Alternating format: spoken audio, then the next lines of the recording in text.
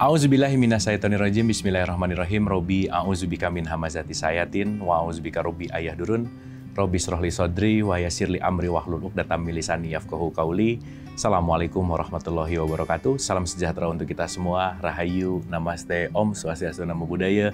Salam kebajikan dan sehat untuk kita semua. Kembali lagi di Tabula Rasa, kita sama-sama belajar lagi tentang kehidupan, membuka pikiran, membuka hati menuju kepada kesejatian, dan selalu menjadi sesama murid yang selalu mau belajar. Seperti biasa, sebelum kita memulai pelajaran, mari kita hadirkan diri kita utuh di sini saat ini. Mari kita turunkan volume berpikir kita, supaya kita membuka hati kita, supaya pintu hikmah terbuka, kesadaran pun terbuka, dan kita banyak mengambil manfaat dari pembelajaran kita ini. Mari kita hening, dipersilahkan.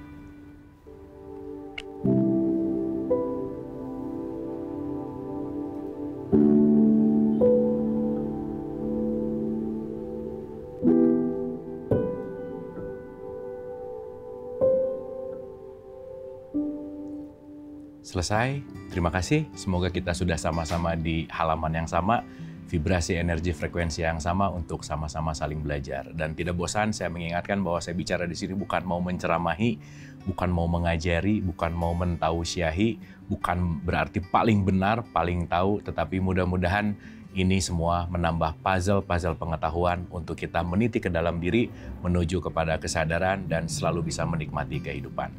Kita akan melanjutkan pembelajaran kita. Kita akan berbicara tentang hidup dan drama hidup.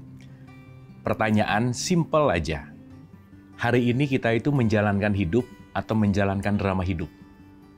Mana yang lebih dominan, hidupnya atau drama hidupnya?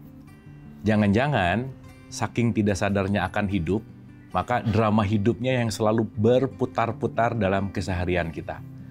Itulah kenapa ketika kita selalu menghasilkan hasil yang sama, selalu kecewa dengan hal yang sama, selalu tidak puas dengan hal yang itu-itu juga, yang jangan-jangan kita berputar-putar dalam drama hidup, yang jangan-jangan drama hidup juga tanpa sadar kita memilih untuk ada di jalan itu. Kita memilih untuk justru tidak lebih baik. Kita memilih untuk justru tidak lebih berkembang. Oleh karena itu, mari kita bahas dan mudah-mudahan ini akan membawa kita menjadi lebih sadar dan lebih baik lagi. Berbicara masalah kehidupan, dari beberapa episode yang sudah kita bahas, kita sudah bicara tentang cipta, gitu ya, bahwa cipta itu bukan dari tidak ada menjadi ada, tapi kita adalah satu kesatuan, kita adalah oneness, kita ini bukan manyness, gitu. Sudah dianalogikan dengan gelas yang pecah, gitu ya, kira-kira. Kalau sang pencipta, Tuhan atau Allah dianalogikan sebagai gelas lah, katakanlah. Ketika dia pecah, maka setiap pecahannya adalah bagian dari gelas itu. Dan apapun sekarang yang ada di semesta itu adalah bagian dari pecahannya. Maka kita itu tidak pernah terpisah satu sama lain. We are all connected. Gitu ya, kita ini adalah oneness. Tapi nanti yang akan memisahkan adalah ketidaksadaran kita. Yang akan memisahkan adalah ego kita. Yang akan memisahkan adalah pengetahuan kita yang terlimitasi. Baik. Mari kita mulai menyadari hal yang sangat esensial. Dan ini kita kontemplasi, kita rasakan, dan kita renungkan baik-baik, bahwasannya kalau kita berbicara kembali ke surat 32 ayat 9, bahwa aku tiupkan ruhku. Jadi kita semua ini adalah percikan ruhnya Tuhan. Itu adalah diri sejati kita. Ya, jadi diulang-ulang, ini jangan ketukar. Kita adalah ruh yang sedang belajar jadi manusia. Saya ulang ya, kita adalah ruhani yang sedang dapat kemasan tubuh fisik gitu. Jadi tubuh fisik ini hanyalah instrumen dari ruhani yang ada di dalam. Maka ketika kita terlalu sibuk dalam instrumennya, maka keruhaniannya jangan-jangan tidak muncul. Nah, nanti kita mengerti bahwa ruhani itu adalah sang hidup karena dia datang dari sang maha hidup. Ruhani bisa tertutup, dalam tanda petik, hidup bisa tertutup, karena jangan-jangan kita terlalu sibuk fokus kepada drama hidupnya. Maka kita bagi dua, ada hidup, ada drama kehidupan, atau disebut drama hidup gitu ya, supaya mudah. Oke. Nah, kita akan mengupas pelan-pelan, santai, sambil sedikit kita renungkan supaya hasil dari pembelajaran yang terbaik itu adalah perenungan ke dalam. Karena semua ilmu, semua pengetahuan itu adalah untuk aku, bukan untuk orang lain. Kita tahu segala sesuatu itu untuk aku. Maka di surat 17 ayat 14 di dalam Al-Quran itu dikatakan, Iqra kitabaka, research, telaahlah, selidikilah dirimu. Jadi apapun yang pemirsa dapatkan hari ini, dalam pembelajaran ini bukan untuk orang lain, tapi untuk ke dalam. Jangan dijadikan ini untuk menilai siapapun di luar diri kita. Karena sejatinya, apapun yang terjadi dalam hidup, semuanya tidak pernah ada di faktor eksternal, kecuali ada di dalam diri kita. Baik, sekarang kita renungkan hal yang sangat fundamental dan esensial. Kita berbicara tentang konteks yang namanya hidup, bahwa siapapun yang datang, kita semua ini adalah percikan ruhnya Tuhan. Jadi anggap aja ketika ditiupkan kita ini adalah bagian dari ruh gitu ya kira-kira. Percikannya. Di mana ruh ini adalah energi salah satunya. Sang hidup. Jadi kita ini adalah sang hidup. Yang diberikan kelengkapan, instrumen, kita udah bahas ulang-ulang, kita diberikan jasad dan kita diberikan jiwa. Diberikan aplikasi. Nah, nanti kita sama-sama sadari, siapa kita hari ini tergantung dari apa yang diprogram ketika kita dari pertama kali hidup. Nah, nanti kita mengerti bahwa kenapa akan ada drama hidup, karena kita memang terprogram terhadap drama hidup itu. Nah, bagaimana pemrogramannya, bagaimana siklusnya, bagaimana awal mulanya, mari kita telah. Oke, nah sekarang kita renungkan, di surat 16 ayat 78 itu ada kata-kata, Aku keluarkan kamu dari perut ibumu, kamu nggak tahu apa-apa. Tapi kita dikasih tools tuh untuk jadi tahu apa-apa, namanya pendengaran, penglihatan, dan pikiran. Hati, akal, pikiran, gitu intinya. Nah artinya, nanti kita sama-sama sadari apa yang kita ketahui sekarang, apa yang kita pahami sekarang, apa yang kita sadari sekarang itu sangat terlimitasi tergantung dari informasi apa yang masuk ke dalam diri kita. Limitasinya sebesar apa? Bagaimana mengetahui limitasinya? Mari kita bahas sesaat lagi.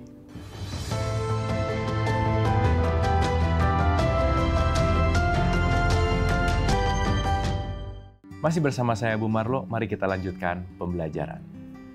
Baik, kita renungkan ini. Kita aplikasikan dan kita benar-benar meniti ke dalam untuk melakukan sebuah perubahan. Ya, kita renungkan. Kita lahir nggak tahu apa-apa.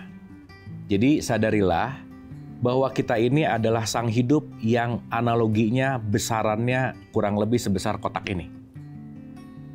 Gitu ya. Jadi kalau kita sadari, nanti kita mengerti bahwa kita ini lebih besar dari apa yang kita pikirkan sekarang. Kita ini lebih besar daripada apa yang kita ketahui tentang diri kita sekarang. Karena kebanyakan pengetahuan tentang diri kita itu datang dari faktor eksternal. Yang boleh jadi itu mengkerdilkan kita, mengecilkan kita, sehingga hari ini kita menganggap diri kita itu kecil. Karena kenapa? Semua tergantung dari pengajaran, dari lingkungan, dari informasi yang masuk ke dalam diri kita.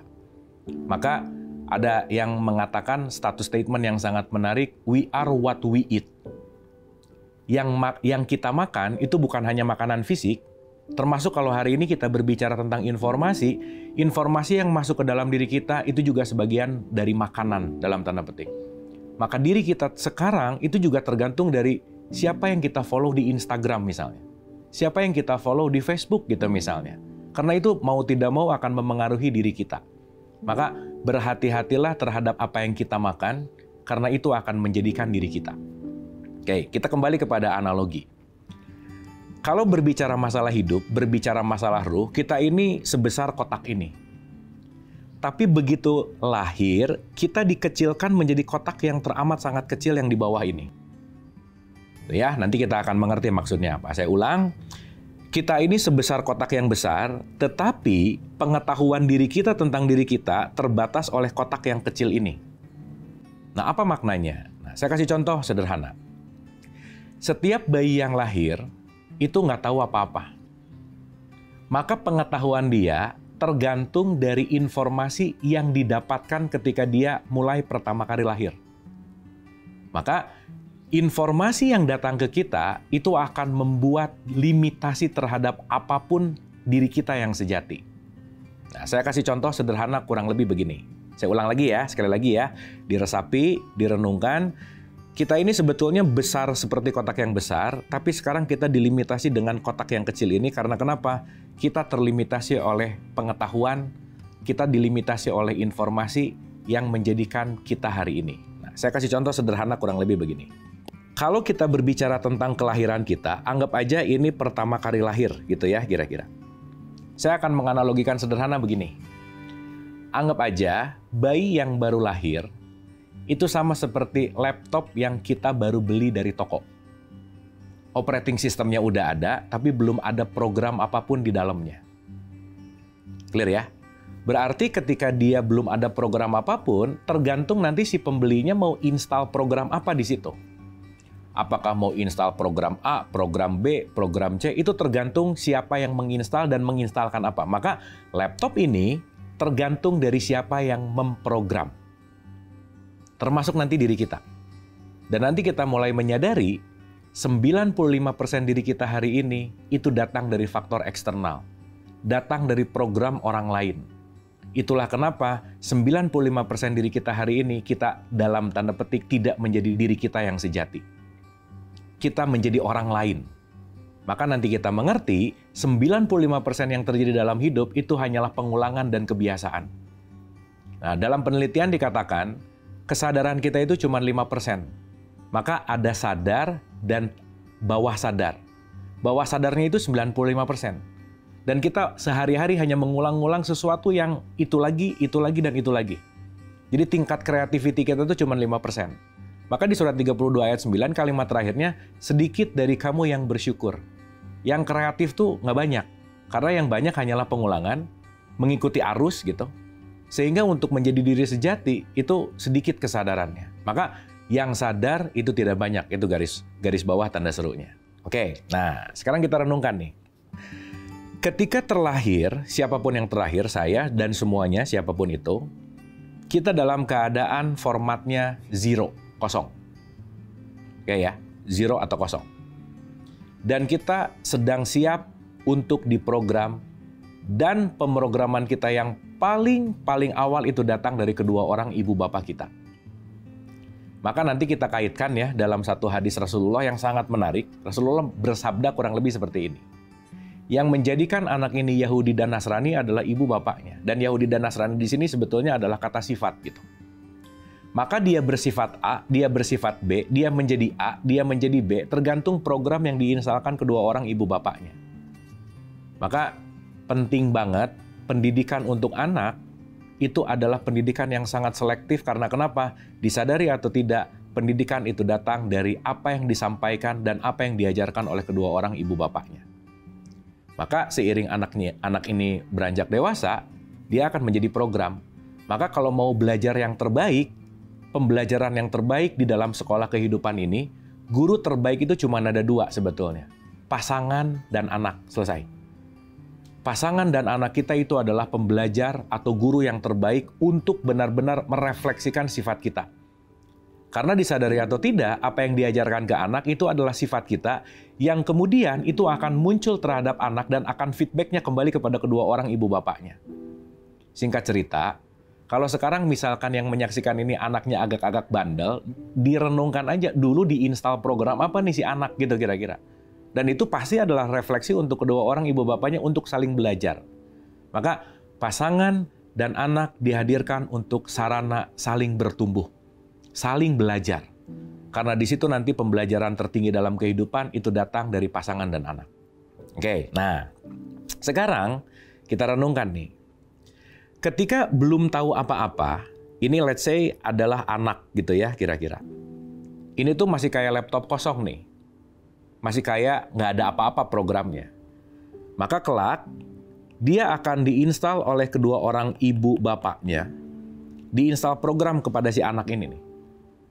Dan usia 0-7 tahun ini adalah usia pemrograman seorang anak. Karena usia 0-7 tahun ini belum ada nalar kritis. Jadi apapun yang anak lihat, yang anak terima, yang anak dengar, itu akan terinstal menjadi program hidupnya. Gitu kira-kira.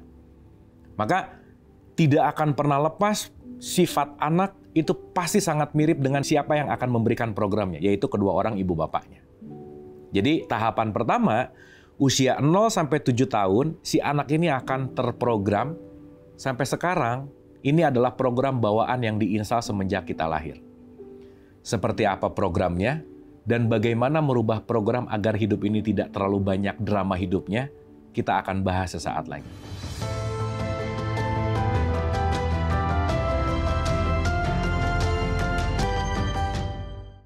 Masih bersama saya Bu Marlo, mari kita lanjutkan pembelajaran. Baik, kita agak mundur sedikit tentang berbicara tentang Islam yang disebut dengan pembebasan. Kenapa hari ini kita sangat sulit merubah hidup? Karena memang jangan-jangan kita tidak melakukan perubahan program, tidak membebaskan dari program bawaan yang sudah terinstal. Saya kasih contoh sederhana.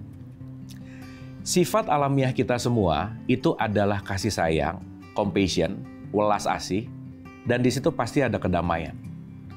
Maka kalau sekarang ada orang yang mengatakan, saya tuh orangnya pemarah. Bukan. Marah itu adalah program yang dibiasakan sehari-hari.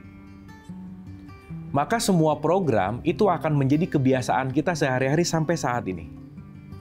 Maka kalau digambarkan, di sini ada 5% yang disebut sebagai pola kesadaran, oke? Dan ada 95% yang disebut sebagai yang namanya program. Maka 95% hidup kita itu hanya play the program, kita hanya menjalankan segala sesuatu yang kesadarannya cuma 5%, 1-5%. Bahkan kalau kita renungkan, nama kita itu bukan datang langsung, itu diberikan. Kita diprogram dengan nama. Kita diprogram dengan garis keturunan. Kita diprogram dengan kebiasaan-kebiasaan yang diajarkan oleh kedua orang ibu bapak kita. Bahkan agama pun diprogramkan kepada kita. Bahkan nama Tuhan pun diprogramkan kepada kita. Sehingga kita ini kebanyakan tahu berdasarkan informasi katanya dibandingkan dengan mengalami gitu. Maka semua program itu rata-rata menjadi belief system, kepercayaan. Dan menariknya, kepercayaan tanpa sebuah pengetahuan itu akan menjadi sesuatu hal dilakukan secara dogmatis, tapi tidak dalam keadaan paham. Sebagai contoh sederhana, dalam tradisi Islam misalkan, kita diajari dan bahkan dikasih tahu gitu ya, dan bahkan disuruh ulang-ulang untuk melakukan sholat gitu. Tapi sadarkah kita bahwa boleh jadi sholat yang kita lakukan itu hanyalah program otomatis, bahwa ketika kita melakukan, itu bahkan kesadarannya tidak hidup. Itu hanya menggugurkan kewajiban sebagai suatu program yang sudah diulang-ulang, kebiasaan yang sudah diulang-ulang, sehingga hanya menggugurkan kebiasaan dan hanya menggugurkan kewajiban, selesai. Itulah kenapa sholat tidak berpengaruh kepada kesadaran. Karena jangan-jangan itu udah menjadi bagian dari kebiasaan. Dan nanti kita menyadari bahwa kita membiasakan menjadi diri kita yang sekarang itu seumur hidup gitu. Let's say kalau kita melatih diri kita untuk jadi marah, 20 tahun, 30 tahun latihan marah, kita ini cukup ahli dalam marah-marah gitu. Dan itu untuk merubahnya, itu perlu waktu yang panjang. Sehingga kenapa kita selalu fokus kepada prosesnya? Kenapa sholat itu diulang-ulang? Karena tidak ada hal yang bisa merubah program kecuali hanyalah pengulangan dan pengulangan dan pengulangan. Maka pada dasarnya semua ritual dalam tradisi agama apapun itu adalah melakukan reprogramming diri yang asalnya 95% tanpa sebuah kesadaran untuk menuju kepada kesadaran yang lebih baik lagi. Oke ya, mudah-mudahan ini mulai dimengerti, disadari, dan yang paling penting kita sama-sama refleksikan ke dalam supaya kita mulai menyadari bahwa jangan sampai melakukan sesuatu hanya dalam bentuk kebiasaan. Jangan hanya percaya, tapi tanpa sebuah pengetahuan gitu. Karena kebayang nggak? Kalau kita mulai menyelami kata percaya, apa sih makna dari percaya? Saya percaya karena saya nggak tahu. Maka shortcut untuk mengatakan saya nggak tahu, saya bilang percaya aja udah. Dan percaya itu akan menimbulkan percaya diri. Confident gitu. Kebayang nggak? kepercayaan tanpa sebuah pengetahuan yang jadi pede banget, confident banget, yang akhirnya apa? Menyalahgunakan kepercayaan. Mohon maaf, misalkan, saya percaya ketika saya meledakkan diri dalam bentuk jihad gitu misalkan, itu adalah bagian dari ajaran konteks Islam gitu misalkan. Padahal kan dalam konteks di situ, dia merugikan dirinya dan dia juga merugikan orang lain gitu. So itulah kenapa Quran selalu mengatakan gunakanlah akal. Apalagi di surat 17 ayat 36, jangan kamu melakukan apa yang kamu tidak mempunyai pengetahuan tentangnya. Gitu intinya. Nah, secara singkat, mari kita sekarang renungkan. Artinya, hidup sejati kita ini sudah tertutup oleh program. Program inilah yang disebut sebagai yang namanya drama. Salah satu programnya apa? Saya harus, yang disebut dengan yang namanya konsep. Kalau sukses harus begini. Kalau orang yang baik harus begitu. Di mana dalam konteks di sini kita terbelenggu oleh konsep-konsep, keinginan-keinginan, rumus-rumus, program-program, di mana ini semua datang dari orang lain. Maka akhirnya kita sibuk menggapai keharusan yang terjadi dalam hidup, tapi kita lupa menikmati hidup kita sendiri. Disitulah ada pembagian antara hidup dan kehidupan kita ini sudah tertutup oleh program-program tadi, itulah yang disebut dengan yang namanya drama hidup. Keharusan, ekspektasi, keinginan, itu semua adalah drama-drama hidup. Kan kalau sekarang kita berbicara bahwa kata-katanya sederhana begini, hidup tuh susah. Bukan. Yang susah tuh bukan hidup, tapi gaya hidupnya yang membuat kita susah. Jangan-jangan kita memaksakan untuk masuk ke dalam komunitas tertentu yang padahal itu bukan standarisasi kita. Jangan-jangan kita memilih apapun, faktor utamanya adalah apakah ini diterima oleh orang lain. Bagaimana ya ukuran orang lain, bagaimana ya penilaian orang lain. Yang kalau disadari 95% apa yang kita pilih, jangan-jangan bukan datang dari kesadaran di dalam diri kita. Itulah kenapa 90% orang yang lulus SMA itu salah memilih jurusan. Itulah kenapa banyak orang sekarang yang terjebak dalam sebuah pekerjaan yang tidak berada di dalam passion-nya. Karena dia terus-menerus berputar di dalam dramanya, drama kehidupannya, yang boleh jadi dia tidak benar-benar menikmati dalam proses kehidupannya. Nah, oleh karena itu, mari kita mulai menyadari bahwa apakah hari ini saya menjalani hidup atau menjalani program lama yang di situ penuh dengan kekangan, belenggu, keharusan, penuh dengan konflik gitu, penuh dengan kategori-kategori yang akhirnya saya susah sekali menerima dan berdamai dengan diri. Sehingga jangan-jangan yang bertumbuh setiap hari itu adalah drama hidupnya, bukan menjalani dan menikmati hidupnya. Oleh karena itu, disinilah penting kita untuk berkontemplasi. Apakah saya bisa menikmati hidup saya sekarang? Apakah saya mulai mencintai pekerjaan apa yang saya lakukan? Apa saya menerima semua kejadian kehidupan yang terjadi pada diri saya? Mari kita mulai bedakan mana hidup dan mana drama hidup. Dan semoga kita tidak menumbuhkan drama hidupnya, tetapi lebih banyak bersyukur dalam kehidupannya. Karena sejatinya kita di sini hanya untuk menikmati kehidupan yang sangat indah yang diberikan oleh Allah Subhanahu wa Ta'ala. Selamat merenung. Jangan terlalu sibuk dengan drama hidup, mari kita nikmati hidup seapa adanya. Terima kasih, mohon maaf lahir dan batin. Wabillahi taufiq wal hidayah. Assalamualaikum warahmatullahi wabarakatuh.